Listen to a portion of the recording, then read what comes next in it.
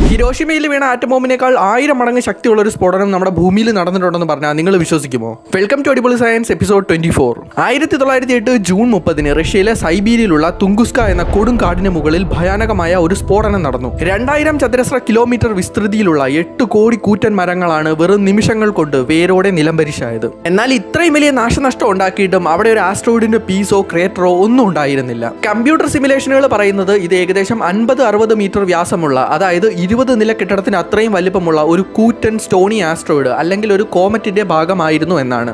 സെക്കൻഡിൽ 20 കിലോമീറ്റർ വേഗതയിൽ ഭൂമിയുടെ അന്തരീക്ഷത്തിലേക്ക് തുളച്ചു കയറിയ ഈ ഉൽക്കയുടെ മുന്നിൽ ഹൈ പ്രഷറും ഫ്രിക്ഷനും കാരണം ഭീമമായ ചൂട് അനുഭവപ്പെട്ടു. ഒടുവിൽ ഭൂമിയിൽ തൊടുന്നതിന് മുമ്പ് ആകാശത്ത് 5 മുതൽ 10 കിലോമീറ്റർ ഉയരത്തിൽ വെച്ച് അത് പൂർണ്ണമായി ഇവാപ്പറേറ്റ് ചെയ്ത് പൊട്ടിത്തെറിക്കുകയായിരുന്നു. ഫിസിക്സിൽ ഈ ഒരു പ്രതിഭാസത്തെ എയർ ബസ്റ്റ് എന്നാണ് പറയുന്നത്.